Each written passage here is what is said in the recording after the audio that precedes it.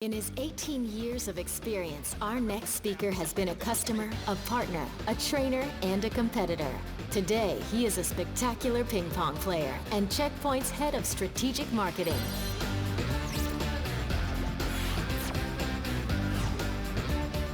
Ladies and gentlemen, please welcome Moti Sagey.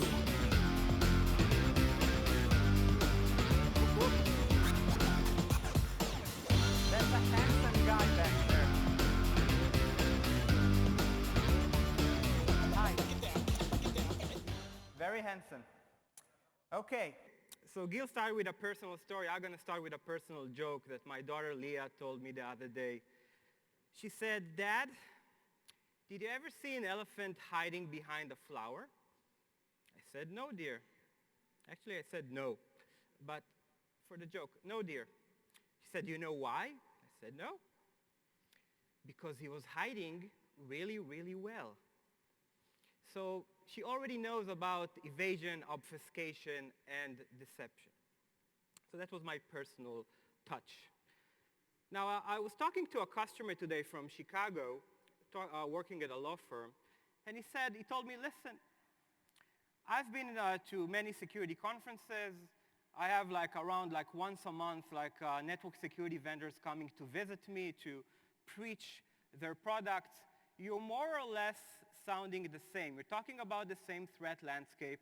You're more or less talking about the same solutions. So if one vendor call it security fabric, or the other vendor call it the power of the platform, you call it the future of cybersecurity or now infinity. But what does it really mean? Do you have any hard data to back it up, to back up your superiority, or why are you different than other solutions?" So this is what I'm going to discuss in the next 17 minutes and 20 seconds. Now, I want to talk to you about trust. When we're talking about entering or accepting a security vendor into our domain, it's all about trust. And there are different elements, main elements that we're looking at a security vendor, at a security partner. And it boils down to three main elements. The first one being uncompromised security. So as Amnon mentioned yesterday, today, the solution must be effective. It has to stop threats. This is what security solutions should and are supposed to do. The second part is that this security should not only be on the network or on the endpoint, it should be able to run everywhere, meaning on the cloud, on the mobile infrastructure, on IoT, on industrial control, et cetera, et cetera. And not only that, it needs to be managed through a unified management console with superior operational efficiency. So those are the three pillars that I'm going to provide you with some publicly verifiable hard data that supports it. But when we look at those three elements, there's one thing that unites them all. There's one common element that I like to call the vendor DNA that has it. And it's called commitment to your success, commitment to the customer or to the partner's success. Now that by itself sounds like a marketing fluff. What is commitment to your success? It sounds like something that I'm trying to sell you a used car or something. So I want to give you a few pragmatic steps of what it means commitment to your success. The first one being the right focus. So the security vendor must have the right focus when it's developing its security product. It was said about Napoleon that said that God is with the larger battalions, meaning whoever has the larger army wins the battle. And when we're talking about security vendors, it's the R&D that develops the security technologies. And when you look at specifically at Checkpoint, for example, we have 1,337, by the way, also spells out for the geeks among us as LEET or elite. And it comprises of 31% of the employees. Now, is that number high, low? Let's see how it compares to the other network security vendors in the industry. And you can see that it's more than double than the green vendor. And when you think about it, if you as a customer would want us, the security vendors, if we have an extra $, what would you prefer? Would you prefer that we invested in developing the next generation of security, or invest it in a billboard on an airport. Something to think about. Another thing then we're talking about commitment to customer success is the right philosophy when developing products. And the right philosophy, I believe, when choosing the right security architecture is everything that you develop when you develop a security product should be about preventing the threats, not responding or remediating or dealing with the elements of responding to incidents, but preemptively prevent the threats from entering the network. And this is what we do. We try in anything that we develop to have prevention in the fundamental, the bare bones of the things that we develop.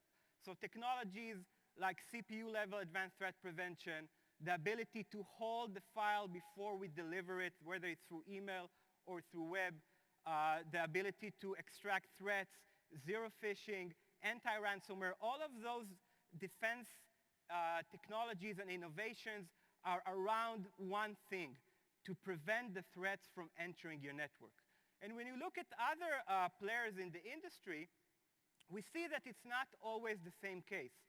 Though they try their best to prevent threats, they do not do it in real time. So this is an example of a vendor. Let me just read the description that it says.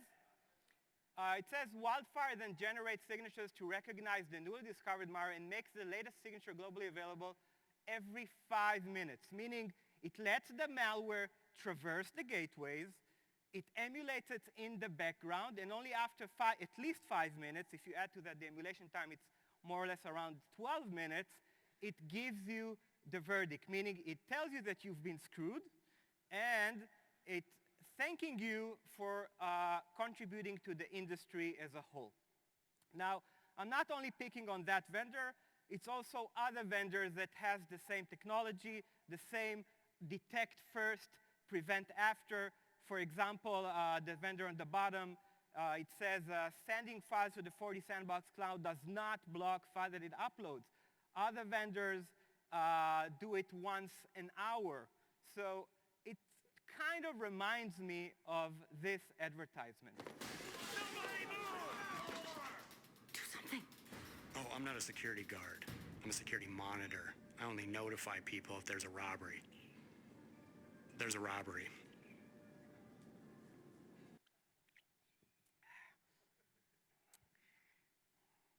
Yep, you can't do a thing.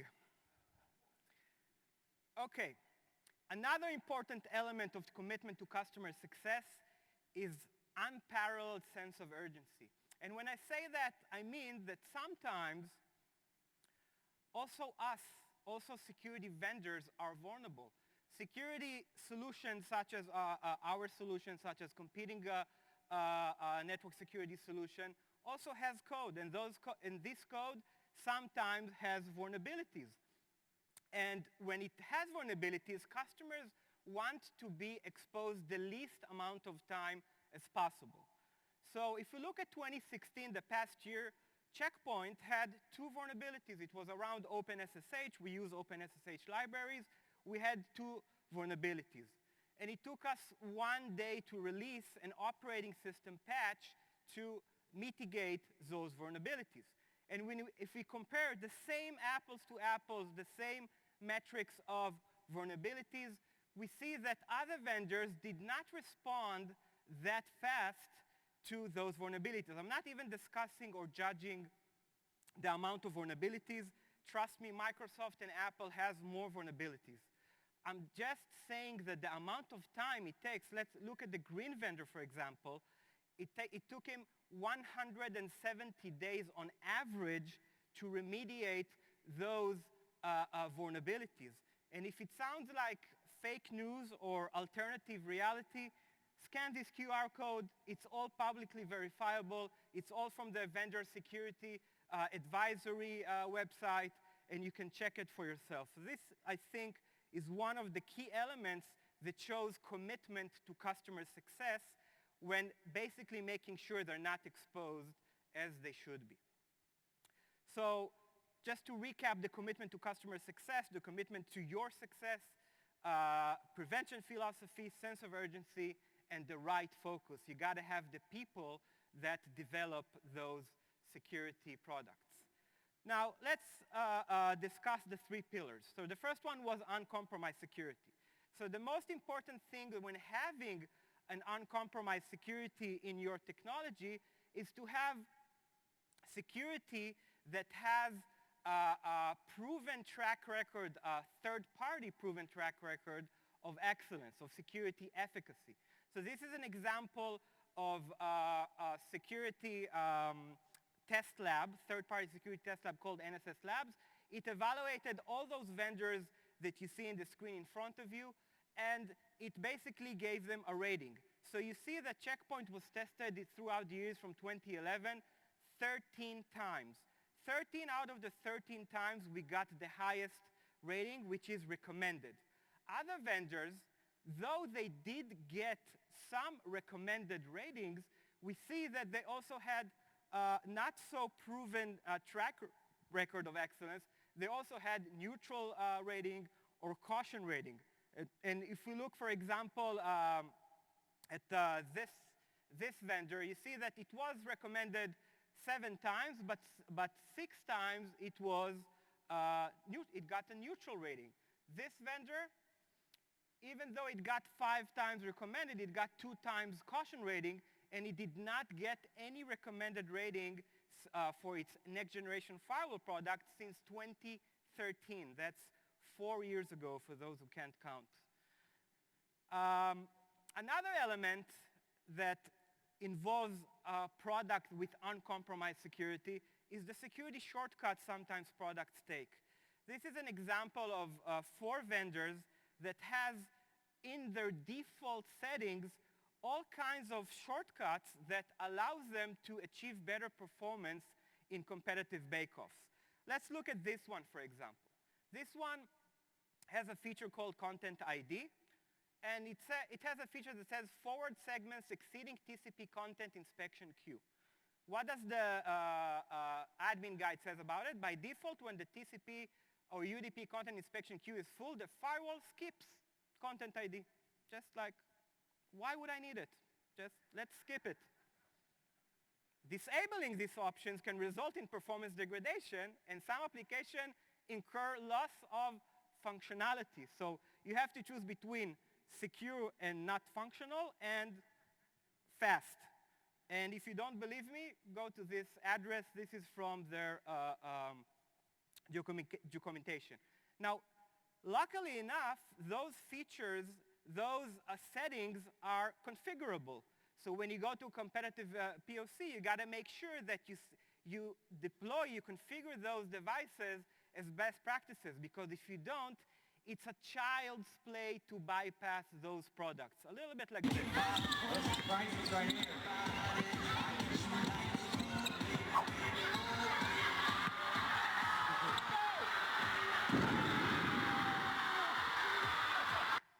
Harden. In case you're evaluating network security products, I highly recommend that you download this white paper. It basically gives you pragmatic tips on which settings you got to make sure that are configured, that has the best and optimized security. By the way, it's all quoted from the specific vendor's website and best practices recommendation. This is just to make sure that you're running a leveled playing field testing bed. Okay. Another element that I'd like to discuss around uncompromised security is something that sometimes we, as customers, as the industry, look and should not be so concerned about, or should not be focusing only on that, and that's the checkbox syndrome or the compliance syndrome. Sometimes we all want to just pass the audit. We all want to have the checkbox on firewall, IPS, application control, URL filtering, that will know that we are compliant. But we're missing the most important part, is that we need to be secured against breaches. So when you focus on the wrong part, you might miss the important thing. A little bit like this.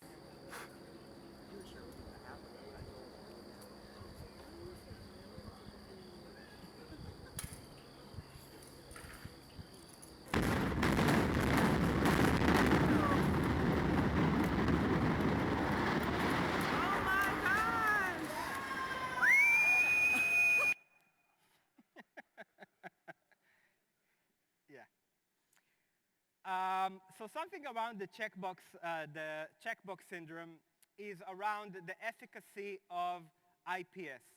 So this is an example of the latest next generation firewall test that was conducted by NSS Labs on 2016. And you see the catch rate throughout the years of different security vendors.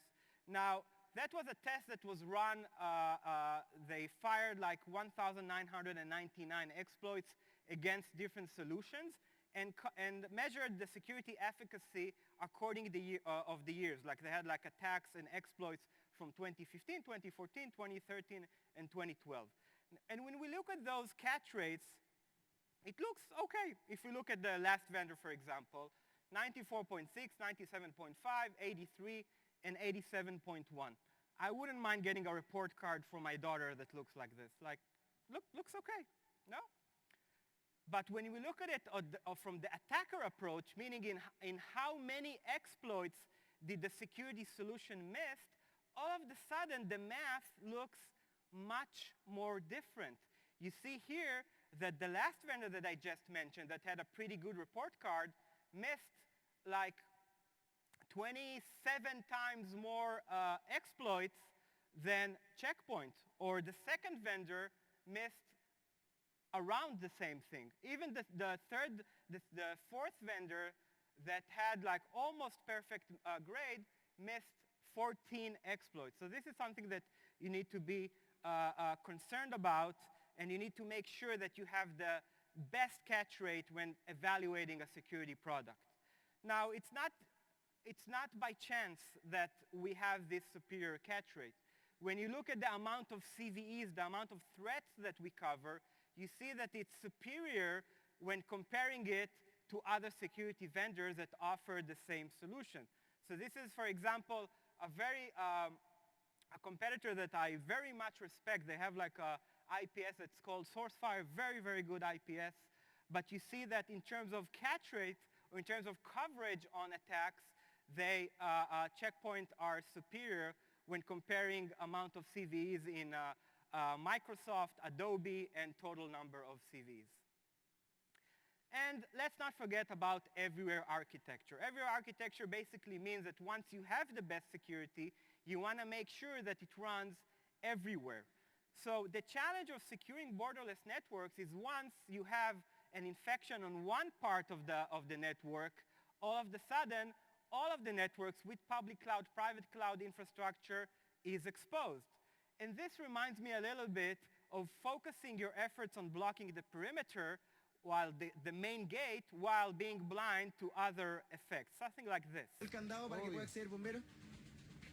Hay dos bomberos que se encuentran al comando de la situación. El carro está por un costado, aún no puede acceder y están buscando la manera más fácil y segura de acceder al lugar de las llamas. Martín, al interior del bosque no se ve, pero las llamas siguen propagándose. ¿Por qué esto? Yes.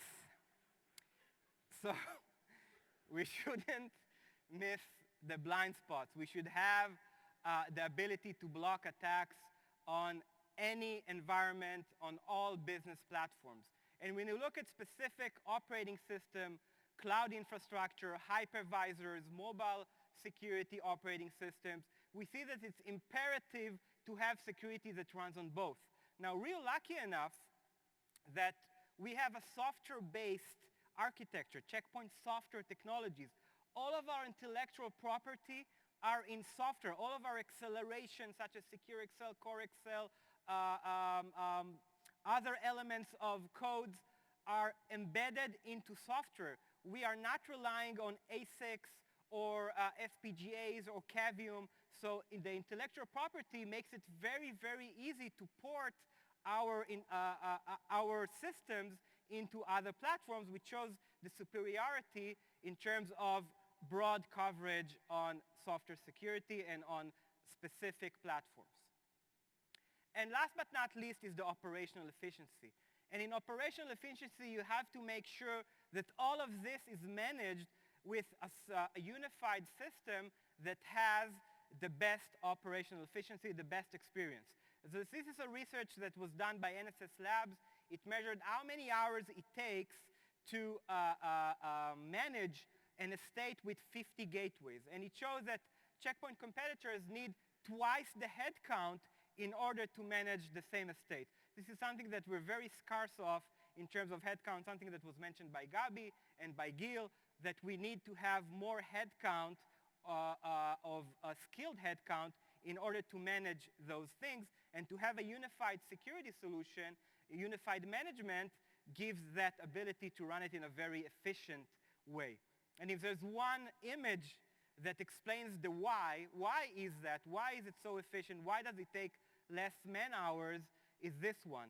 With one unified access policy, you can manage users, devices, applications, data. You can install the security policy on gateways, on mobile devices, on your private cloud, and on your public cloud, all from one single pane of glass. Now, since I don't have really have time left, I want to equip you with this guide that has more than 200 requirements that you can insert inside test plans and RFP of what the right security architecture should have when you're evaluating ones. Very, very highly recommended. So to summarize, what you trust is you trust a solution, a network security solution with uncompromised security that runs everywhere and that has operational efficiency, and together with, I would call it the core of the vendor DNA, that is commitment to your success with the right focus, with prevention philosophy, and with sense of urgency. And in Checkpoint, we do it across all of our product portfolio and across all of the specific and different platforms. And how we do it? We do it with the best people in the industry, with the right investment and the focus on the people. I'd like to close with a life lesson from a Jewish rabbi called the Lubavitcher Rebbe. He says that every morning a person has a choice whether to become a fan or a player. He was talking about baseball, by the way. What's the difference between a fan and a player? The difference between a fan and a player is that a fan watches the game from the sidelines, and the player gets to play on the field. Now, as long as the team plays very well, the fans are happy. When the team is winning, the fans are saying, we won, we won. Jerry Seinfeld says about that, no, they won, you watched. Now, when you look at that, when the team doesn't really play according to the fans' liking, all of a sudden the we turns into you, into they. Oh, they lost, you suck. And you have to decide when you wake up in the morning and when you go to work and when you evaluate stuff and when you're choosing the security architecture, do I want to be part of the solution or part of the guys that are sitting on the sidelines and basically sharing their constructive criticism? That's it for today. I'd like to wish you all to be more of players and not fans. Thank you very much.